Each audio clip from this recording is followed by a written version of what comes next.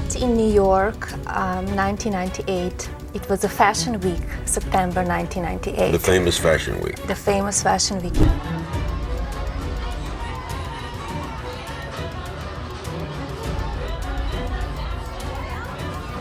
Melania is at the heart of the latest Epstein cover-up scandal, this time involving the director of her documentary. Y'all, the newly released Epstein files did not just casually bring Melania Trump back into the conversation. They exposed how she was allegedly connected to Epstein's circle and raised serious questions about whether Epstein used her to honeypot Trump and have something over him. Because according to newly released DOJ material, resurfaced photos, and reporting, Melania's name is once again showing up inside Epstein's social orbit. And this goes back to her ties to the ID Models agency, which multiple people believe wasn't just about modeling. The claim is that Melania was introduced to Trump through that agency, through people who were already connected to Epstein and his inner circle. Meaning, this wasn't some random meet cute. On top of that, Trump's own biographer has claimed Epstein said Trump liked sleeping with other people's wives and that Epstein knew Melania well. And even though Trump has always denied having real ties to Epstein, brushed it off and distanced himself as much as possible, this entire file drop reopens all of that. So here's what actually set the internet off. The Department of Justice dropped a batch of images tied to the Epstein investigation, and one photo in particular made people freeze mid-scroll. It showed Brett Ratner, yes, that Brett Ratner, posing way too close for comfort with Jean-Luc Brunel, who just so happens to be one of Epstein's longtime associates. And y'all, the vibe of that photo? Intimate, not casual, not, oh, we just ran into each other. It looked like two people who were very familiar with the same circles. Now, for those who don't know, Brunel was not just some random model agent doing normal industry stuff. He was named by victims, including Virginia Giuffre, who alleged she was forced to have sex with him multiple times while she was underage. Those claims followed him for years. Brunel later died by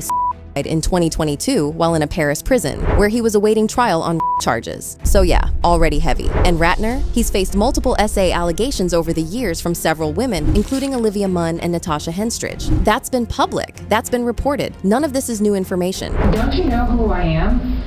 He ticked off a few of his bigger box office blockbusters, hoping to jog my memory. So when you put those two men together in one DOJ-released image connected to Epstein, people immediately went, wait a minute, because this isn't just a bad photo. It's a reminder of how tight this circle actually was. And guys, the DOJ didn't add context. They didn't explain when it was taken, where it was taken, or why it mattered. They just dropped it and moved on, which honestly made it louder. But then, people noticed something else. Something that made this go from uncomfortable to genuinely alarming. Among the DOJ images that were briefly removed and then quietly restored, there was one photo taken inside Epstein's home. And no, this wasn't a red carpet shot or some random event pic. This was a photo of a credenza desk with an open drawer, stuffed with photos like someone had been collecting memories. And one of those photos? Melania Trump, Donald Trump, Jeffrey Epstein, Ghislaine Maxwell, all together. Y'all, let's be serious for a second. That is not a coincidence photo you casually keep in a drawer inside your house. That's not a we ran into each other once moment. That's not something you forget you even have. That's a photo you kept.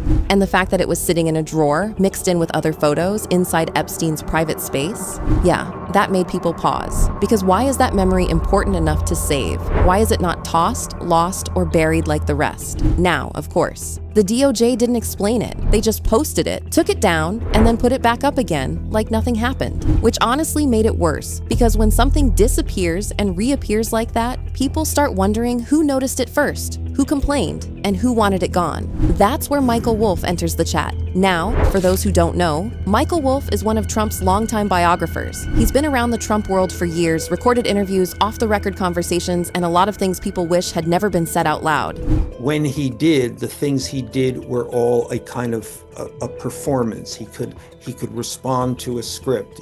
Someone could tell him what he should be. I turned to walk out, and then the beast called out, "Come in here." And according to Wolff, this wasn't guesswork. In multiple interviews and in tapes he claims to have recorded, Wolff alleges that Epstein himself told him he knew Melania well, not vaguely, not in passing. Well, according to Wolff, Melania was deeply involved in the same modeling and social circles that Trump and Epstein were both moving in back in the late 1990s. And this is where people stopped scrolling again.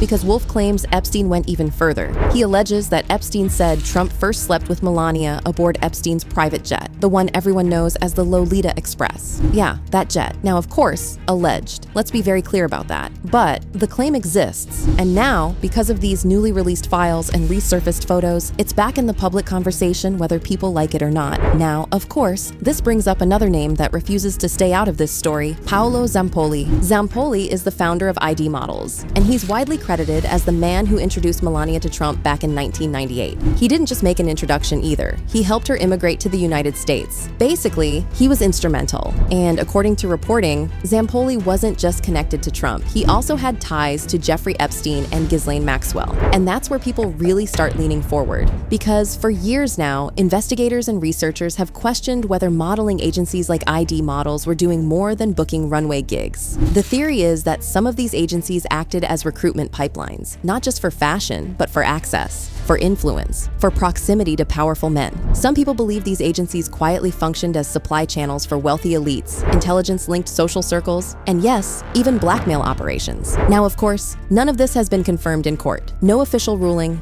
no signed paperwork saying this is exactly what happened. But it has been heavily discussed, investigated, whispered about for years. And here's the part that a lot of people probably wouldn't have noticed if it wasn't for these new Epstein files resurfacing everything. In March 2025, Trump appointed Paolo Zampoli as U.S. Special Representative for Global Partnerships, a role where he reports directly to Marco Rubio. Y'all, you couldn't tell me that didn't raise eyebrows, because suddenly the same man who helped bring Melania into Trump's life, helped her immigrate, stayed close all these years, and had alleged ties to Epstein's world, is now holding a government role with international reach, as if everything up to this point wasn't already disturbing enough. Here's where the story takes a turn that nobody was ready for. Brett Ratner, the same Brett Ratner from that DOJ photo with Jean-Luc Brunel, is also the director of Melania's upcoming documentary titled Melania. Yeah, that Brett Ratner. This is actually his first directorial project since 2014, after years of multiple SA allegations from different women.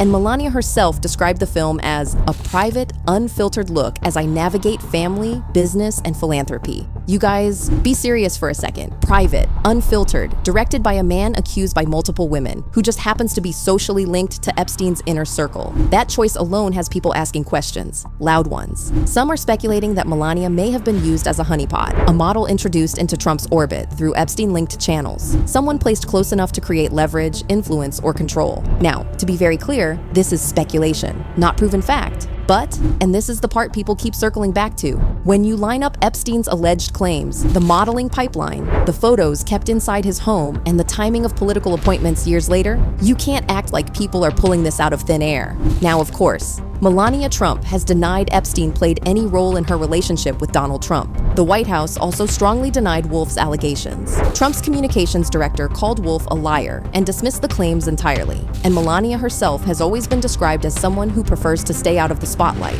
rarely appearing by Trump's side, which some people say supports her innocence. Others say it raises more questions. At this point, nobody is claiming a clean conclusion. What people are saying is this: Melania's name keeps resurfacing for a reason. The Epstein network was bigger than people admitted, and the modeling world may have played a role far deeper than fashion.